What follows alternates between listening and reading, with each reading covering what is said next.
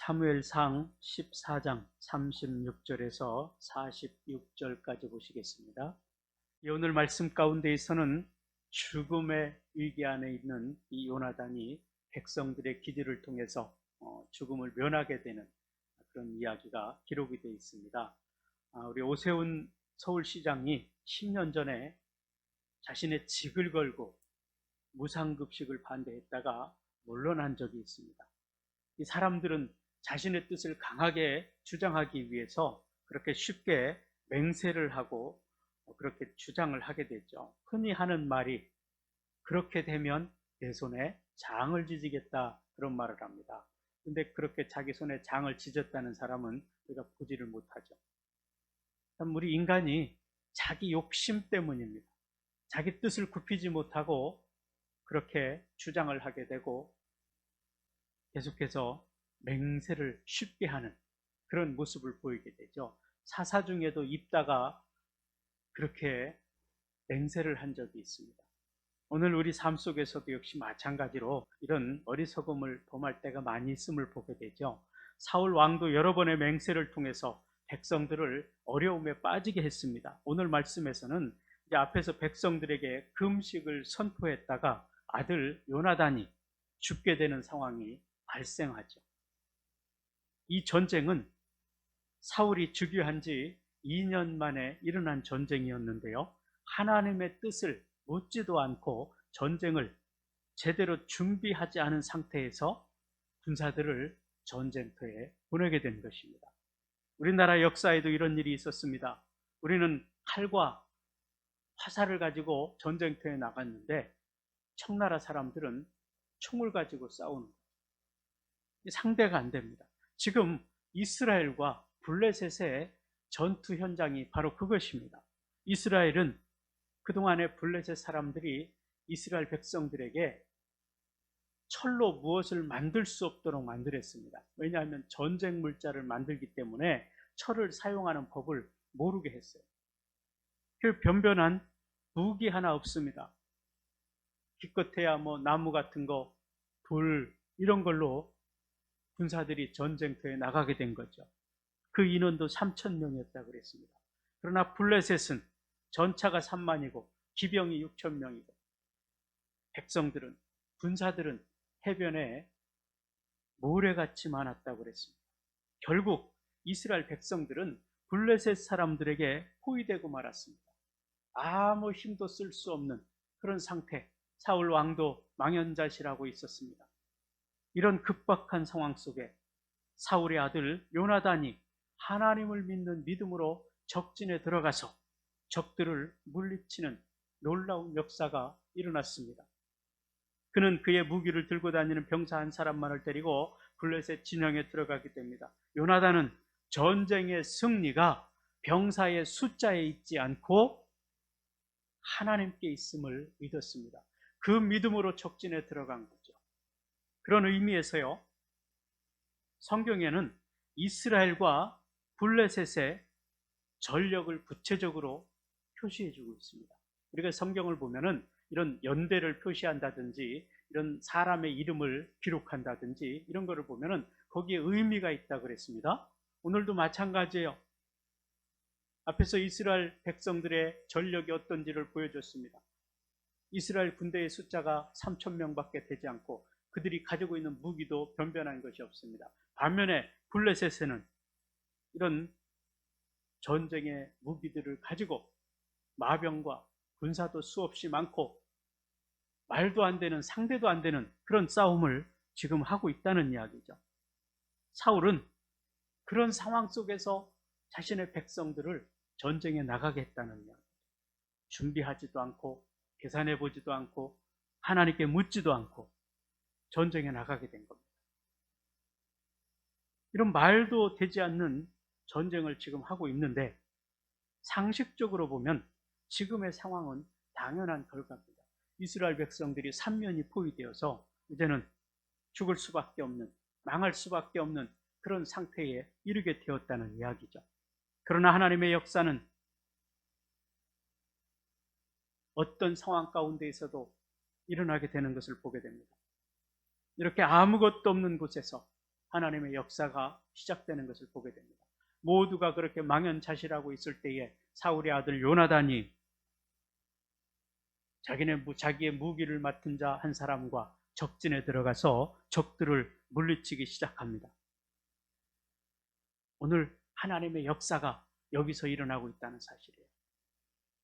자기의 힘을 의지해서 호기롭게 전쟁터에 나가보았지만 결국은 아무것도 이룰 수 없는 그런 상황, 망연자실하고 있는 그런 상황 가운데 모든 것을 다 포기하고 있는 그런 상황 속에 하나님의 역사가 일어나고 있다는 사실입니다. 나를 포기하는 데서부터 하나님의 역사가 시작된다는 것이죠. 그래서 우리는 나를 내려놓는 훈련을 끊임없이 해야 됩니다.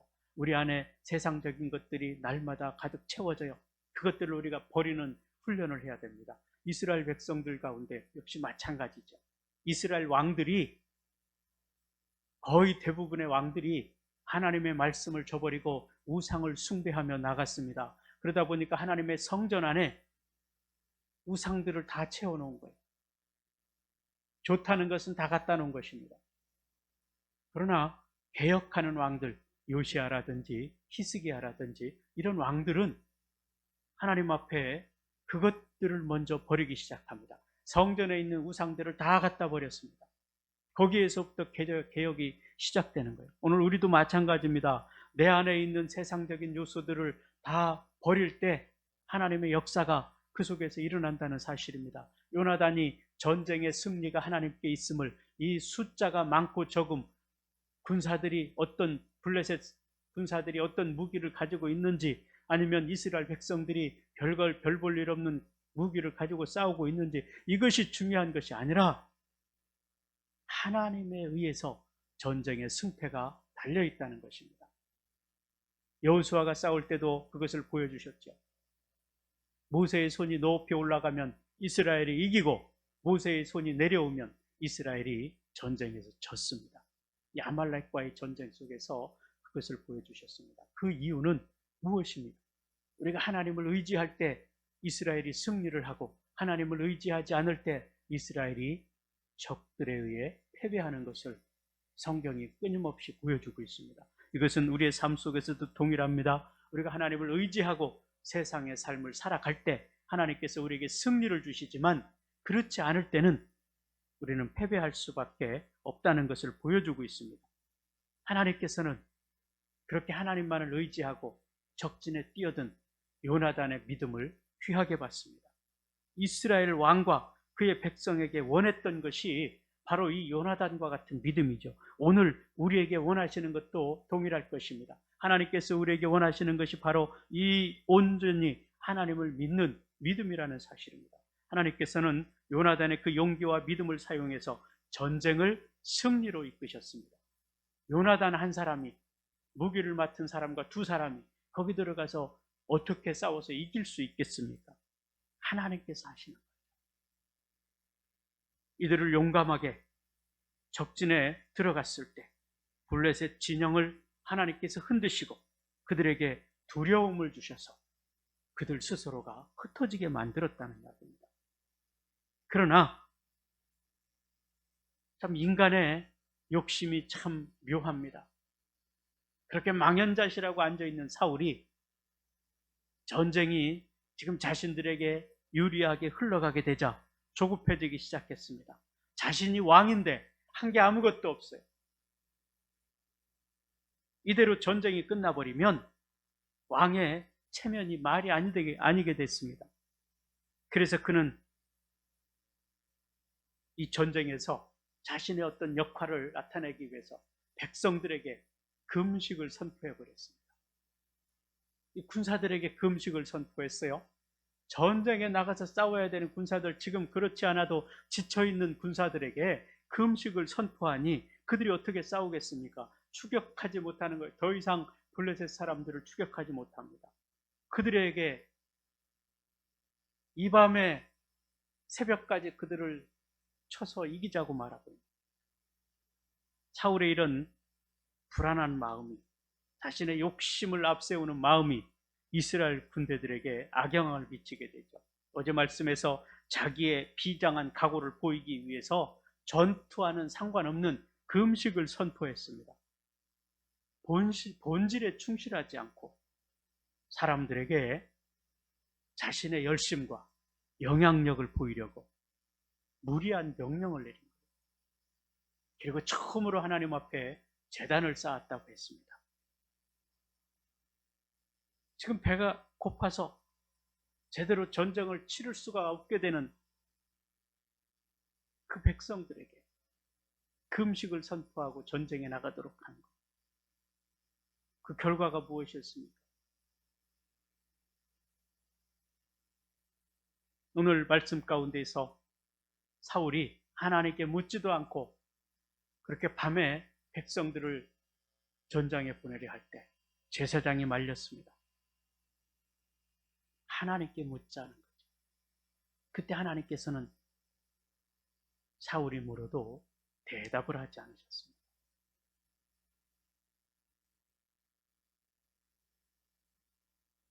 이 사울이 전쟁이 끝나는 와중에 하나님을 찾은 거예요. 하나님을 진실로 찾았다기보다는 자신이 하나님의 왕이라는 것을 과시하기 위해서 하나님께 질문을 한 것일 것입니다. 사람에 보이기 위해서 하나님을 찾았던 것일 것입니다. 하나님께서는 그런 사울의 질문에 대답하지 않으셨습니다. 지금 전쟁통의 급박한 상황 속에서 하나님이 대답하지 않는 거예요. 그때 하나님께서 아무런 반응이 없자 사울이 보인 반응이 그것이에요. 자기 백성들을 추궁하기 시작합니다.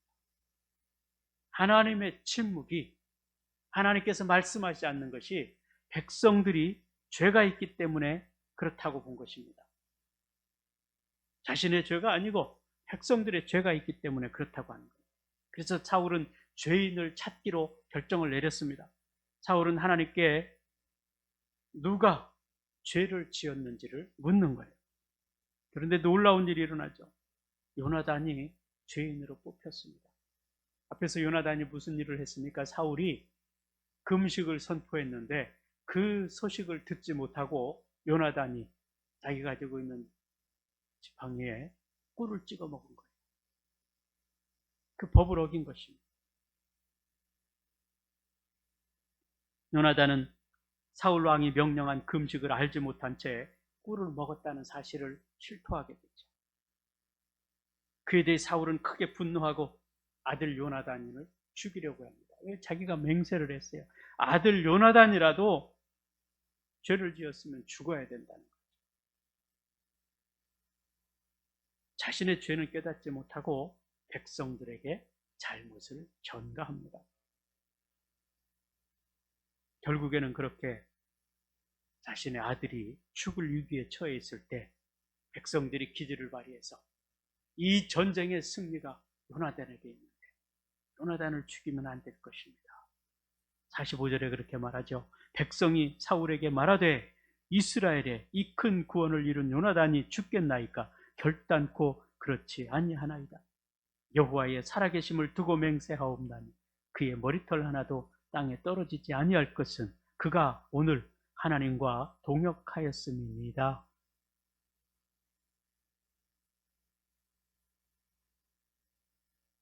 모든 백성들은 알고 있죠. 요나단이 어떤 일을 했는지, 요나단이 어떤 믿음으로 하나님 앞에 섰는지. 요나단은 하나님과 함께한 사람이었고 하나님을 온전히 신뢰한 사람이었습니다. 이 일은 명백하게 사울이 자기 감정에 빠져서 내린 금식 명령이었습니다. 그것부터가 잘못이죠. 죄를 물으려면 사울에게 물어야 될 것입니다.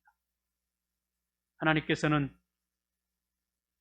이런 상황을 통해서 하나님 당신의 뜻을 나타내신 것이죠. 겉으로 보일 때는 요나단이 죄인인 것 같지만 정말 죄를 지은 자는 사울이라는 것.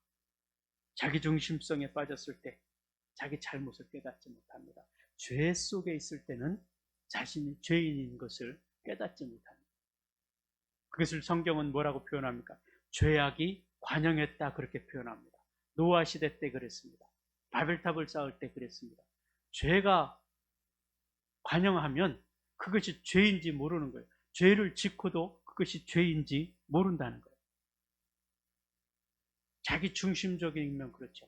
자기 욕심에 빠지면 그렇게 됩니다. 하나님의 뜻이 어디에 있는지를 알지 못했을 뿐더러 자기를 의롭다고 착각하게 되는 거죠. 사울이 그런 상황에 있었습니다. 이런 사울의 모습은 우리 그리스도인들에게 이 믿음의 길을 가르쳐 줍니다. 성경을 통해서 우리에게 교훈을 주시는 것입니다. 우리가 어떤 믿음의 삶을 살아가야 될 것인지, 우리가 영적으로 무뎌지게 되면 내가 죄를 짓고도 그것이 죄인지 모르고 살아간다는 것입니다. 어쩌면 오늘날 세상이 그런 것 같습니다. 우리가 죄를 지어도 그것이 죄인지 아닌지 구분할 수 없는 그런 상태에 빠져버린다는 것이요. 그래서 우리가 날마다 영적으로 깨어 있어야 되는 것입니다.